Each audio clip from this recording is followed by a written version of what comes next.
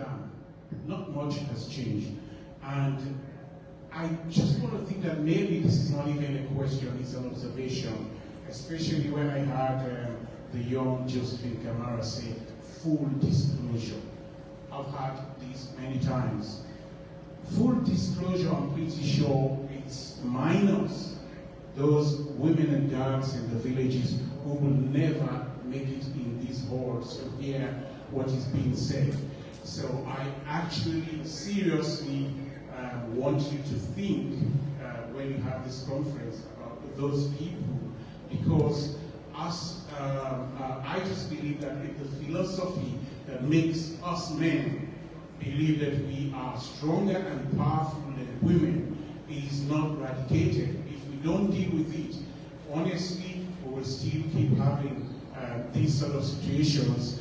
Women will still be disrespected and bullied, because it's not just about women, it's about educating us, the men, and empowering the women.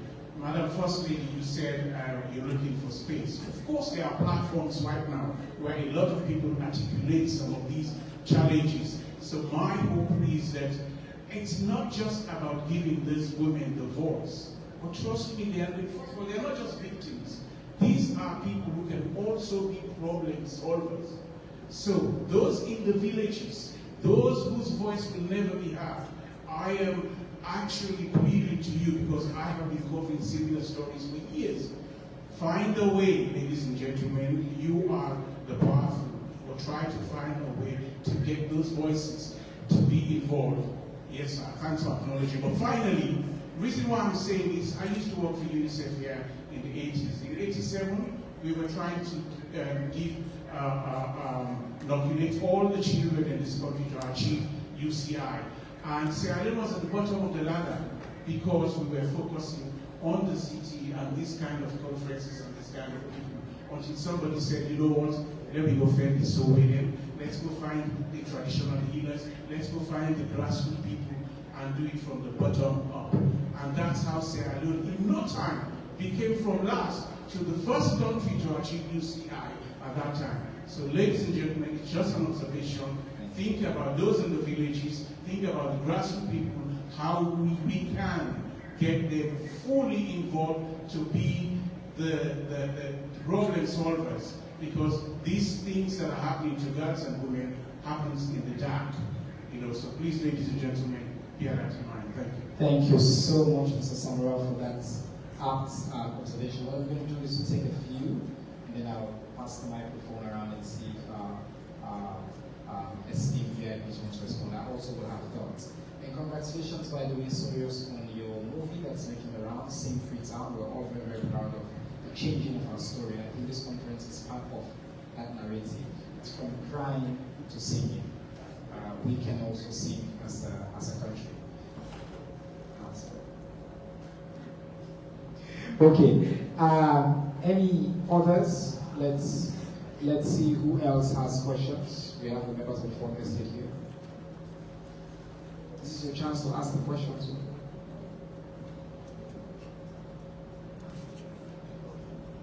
Any questions? Comments?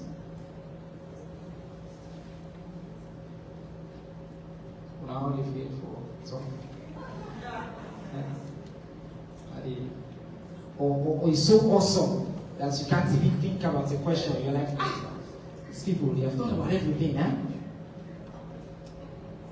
All right. Well, while I'll give you a chance to think, I see our first lady has a microphone.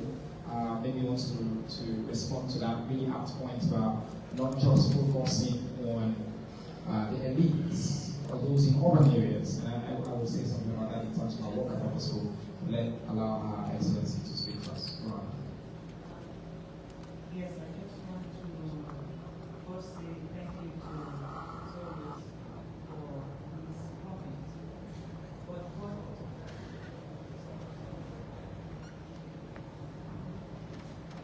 yes, I just want to say thank you to Sorios for his comment.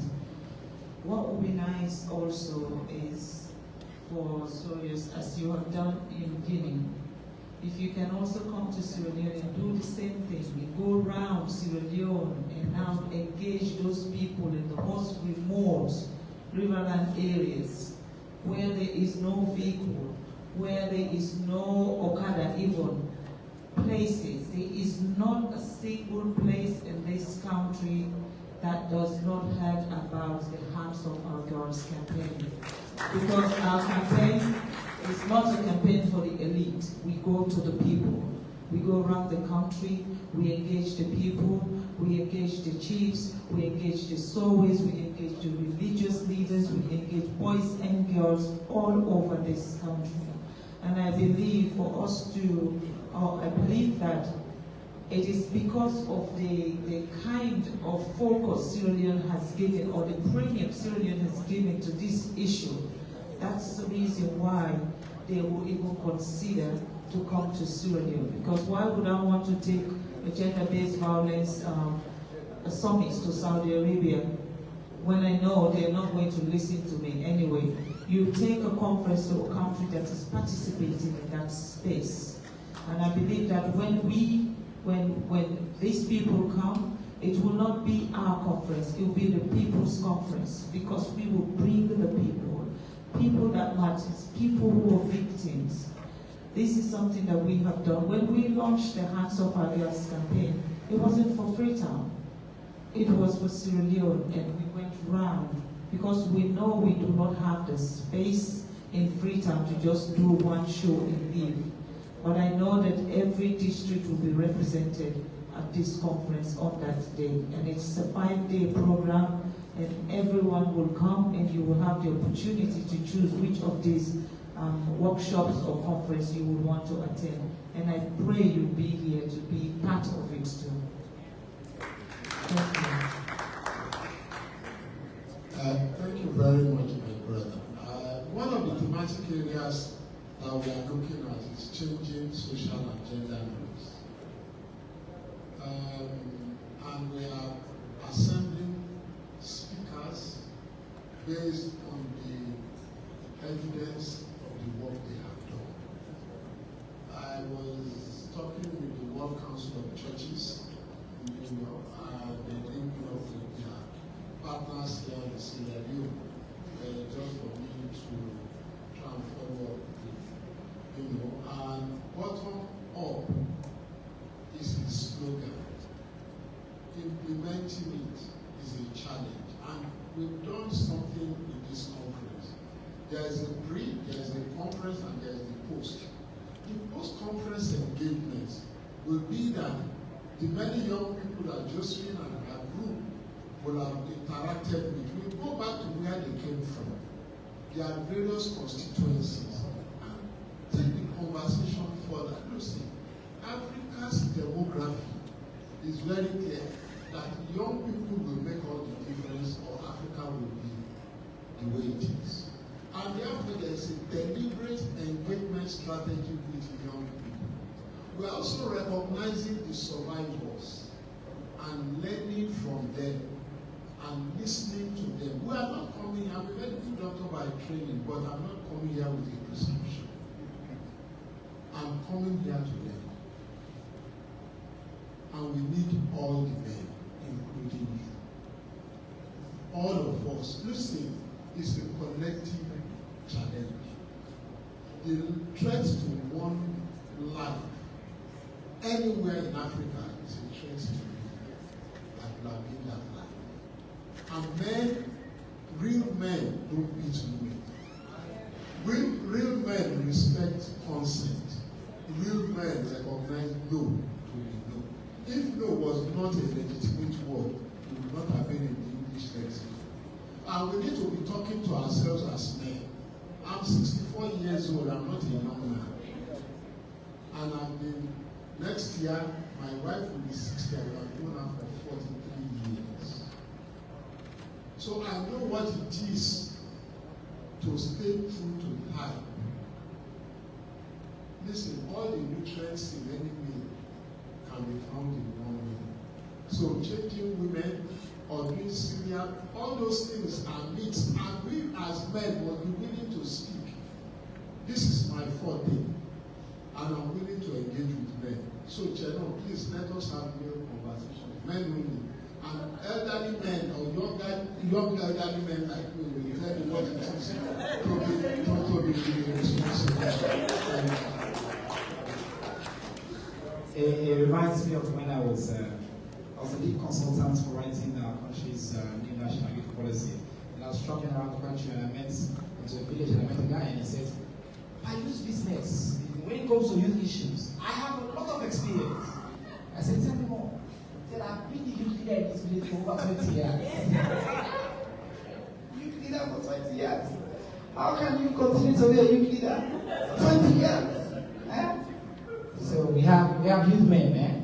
All right, let's, I think Madam James has a question. We'll take the two together. Okay.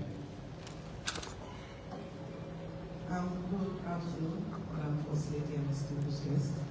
I'm very happy to be here. I'm here as board member of Purposeful and not a media, but I will ask a media question. As you all know, this topic is very close to our hearts, to my heart. And I remember when we had a board meeting about 6 months ago, and you mentioned this conference, we were all excited. And here we are today, 1 month from now, we'll be hosting lots and lots of dignitaries in Sierra Leone. This program is supposed to be a press launch, and I think I've been in this profession for over 20 years, turning around to just see not much of the press people are here. And then Madam First Lady just said, this we will have all people from all districts. But from the media angle, we need our people to more. We need our people to get the information because these are the ones suffering. When we all go around the country, we all hear different stories, sad stories. You cry until you come back. You will be crying. How do you hope to engage the media in your rural communities so that they know this conference is coming? My no is my no, and no man, like we've all agreed, should dare put his hands on me in the name of abuse. So how do you or your team hope to engage media, the communities, media communities, so that our people in the provinces can know about this engagement and be part of it, and like Soyo said, not just us in the city. Thank you. Thank you so much for that question. We'll come to it. Yes. From AYB. Good afternoon, everyone. Good afternoon, Excellency. My name is Mariam Terry from AYB. My question is, we've seen lots of conferences taking place in Sierra Leone, but what are the specific actions plan we're looking forward to from the conference? Excellent. Thank you very much. Let's have one last one, and then that will be the final one. So we'll just do a quick round of comments. Yes, sir. Please. Thank you all for your patience. We'll bring the voting down in a few minutes. Thank you very much. I am Mohamed Toure from SLBC. My question is like to know the amount spent in organizing the conference. That's the first one. And then two, talking about youth, so just being talking about 8 million millions, don't you think the participation of the youth, especially targeting them in finding solution? Spark can be a witness, I think my first degree in gender, he knows the issues. So targeting pupils from different colleges, engaging them, I think we spread out the message. I visited Tambaka Chiefdom, Sanya, where you talk to women about issues affecting them. They cannot even say a word about it. But they have children from that part of the country, Balifa to which area 7 miles closer to Guinea. Their children are here in Freetown, so if we can get them with those messages, going back to their various districts and children can relate them. Thank you. Excellent questions. Thank you so much, and thanks to all of you. What we're going to do, I'm going to pass the microphone through. There's a good question. I see Doc wants to say something again. Excellency will be the final speaker, and then we close it. But I just want to respond to the question. I was going to say I'll be disappointed if somebody was asked about money. So I'm happy you did. But just to be clear, as I read through earlier, a long list of international partners are funding this conference. And while the First Lady is personally, institutionally involved, we're not using government money on this conference. So just to be very, very clear on that. Purposeful's resources and the resources of our international partners. Dr. Amansi mentioned that the United Nations family, not just Sierra Leone, UN Spotlight Africa gave $100,000, and the rest of UNFPA, Sierra Leone, and other partners, I don't know money. The British High Commission, all those partners are listed, are contributing resources to this conference. And we do have a project, and we're continuing to raise the resources to be able to pull off a truly successful conference. So I hope that settles your nerves. None of our scarce national resources are used on this conference. Thank you. I will do that. Thank you very much. I will try to give a comment on Mr. Suryo's comments or question. By extension, it will respond to Madam Asma James' question. So I doubt there are people in this space that don't know about Purposeful.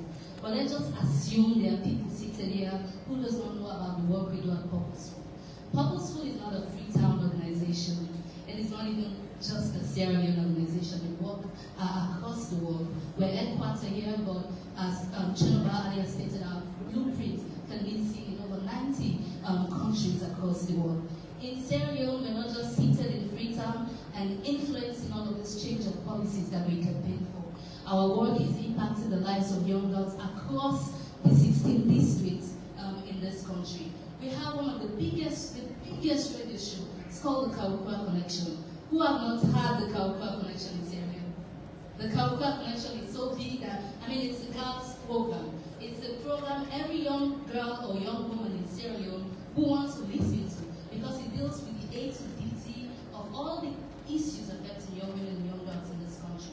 I am a co-host to that Kawukwa Connection. And on that show, I'm not this girl that is seated here with all the fancy people. And I feel good. I feel really honored being in the space and sharing it with the First Lady. But on that platform, I am just a normal Josephine Tamara who is also struggling every day and surviving a girl in this country. So my life is like an open book to girls across the country. They learn about myself, they learn about my co-host, Piano, which is right, who is at the back. We share everything we've gone through as girls surviving in this country.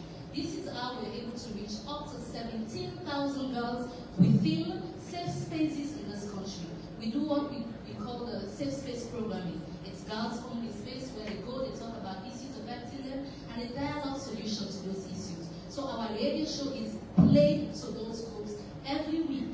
They sit, they meet. Each of those safe spaces constitute for up to 35 girls, and they listen to our radio show.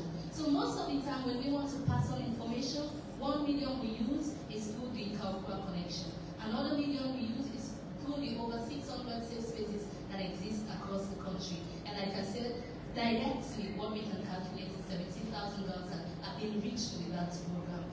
With relation to getting participants from across the country to be part of this, when I started my conversation, I said UNFPA, with support from UNFPA, we're giving up to 125 scholarships for young people to attend this program. And the reason why I'm saying this is because the program itself is a paid program. So we're depending on the support of our partners, the UN organization and all of that, to help young people to attend to this conference. But apart from young people, to also help older people, men and boys, to be part of this conference. So yes, we're offering 125 scholarships, and it's not going to just take young people in Freetown. Already, it's representative across the 16 districts. And this includes young people living with disability. So in terms of reach, we don't worry about that because we know we exist for those people who are out of reach. Our advocacy is for them. Let me just make one quick observation. There is no one meeting that can encapsulate everything that becomes correction. But then, there is a meeting that is catalytic. And for those of us who need science, the catalyst is that is chemical.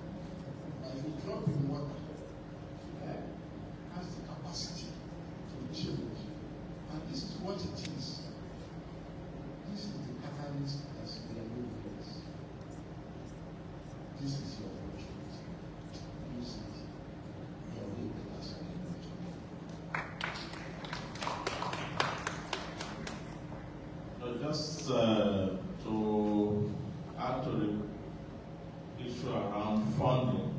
it's always very difficult with big platforms like this, that is continental, to be able to say, even with the budget that they have, that this is how much this conference has cost the organizers and so on. Because there will be a lot of participants that will descend on Twitter with resources that we cannot even track. Okay? And from my own experience, you will find a significant chunk will get here for the conference because of the topic and their interest and their commitment. Some of them are desirous of finding out more about Sierra Leone. They've only read about it in books. There are people that will attend.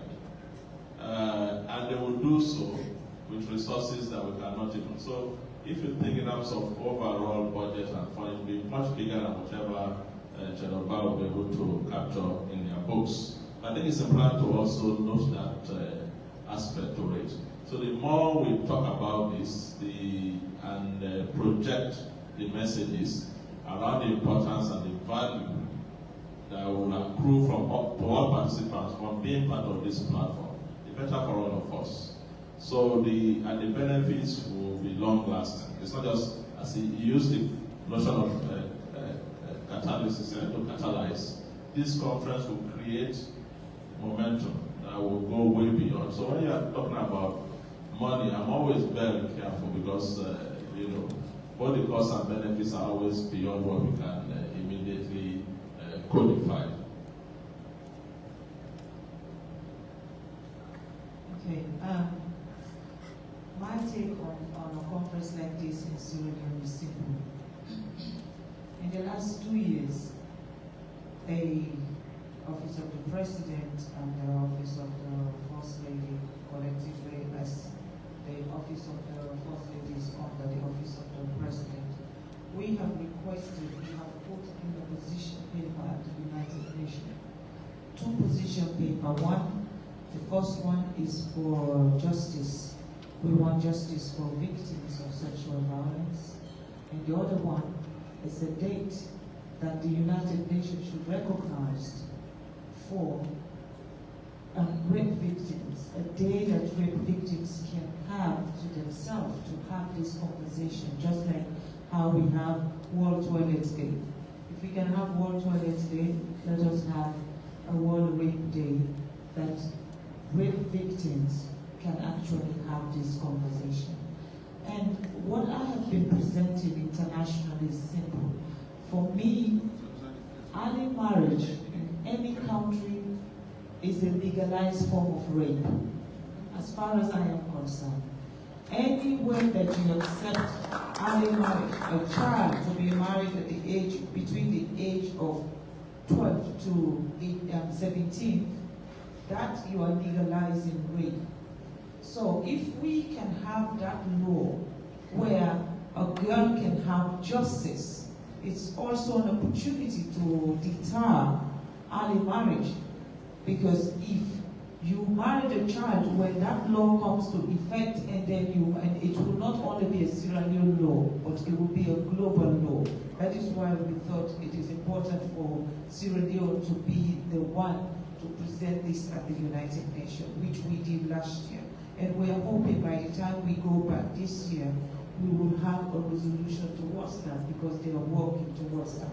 So when we have a conference like this in our country, it continues to remind the United Nations that we're serious in this issue.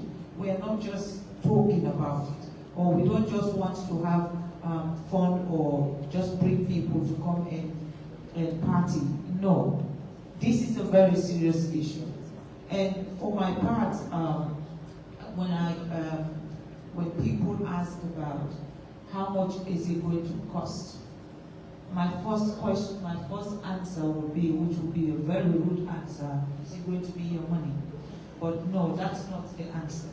But my answer would be, for goodness sake, no amount of money is enough for a woman's dignity to be restored. No amount of money is enough.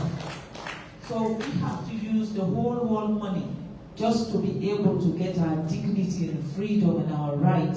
Then so be it. When they were fighting for slavery, people died too many people died for slavery to be abolished. There has been so many rights, all these rights that they've given within the United Nations, you know, from gay rights to lesbian rights, to all those rights for me that are rights, fine.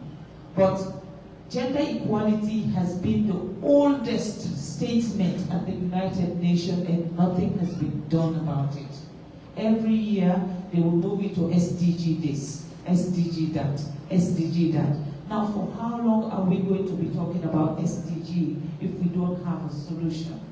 So fighting to have justice for victims, which gives these girls the rights, if they are forced into any form of early marriage, they can go and seek justice and call it rape. Now, if you do not want to come to our court, then you don't marry the teenage girl. Because if you come to our court, we will send you to prison for 15 years. Because it is rape.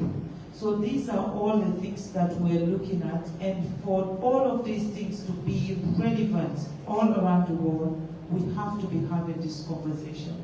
We have to be having people. There's a whole lot of countries in the world, but if people are willing to come to our country, I think we should be celebrating that. We should be happy for that, because it's not us going this time. Just the next question is, how many times have we fly for the year? You know, so let them also fly and come to us. You know, them would have at least have 50-50. Well, we know she's a passionate speaker, and we thank her for her leadership. We thank you all for gracing this occasion to announce that we have some very light refreshment for all our guests at the back. You can stay around and have tea, coffee, and a drink, and some snacks with us. And use this as an opportunity as well to do some networking. I want to thank all our partners and all our friends who have joined us for today's occasion. And we see you on the 26th of the Girls Summit. It's closed. On the 27th and 28th, there's a Youth Pre-Conference. On the 29th, 30th, and 1st of July, the historic 10th Africa Conference on Sexual Health and Rights, right here in the land of the free in Sierra Leone. See you then. Thank you so much.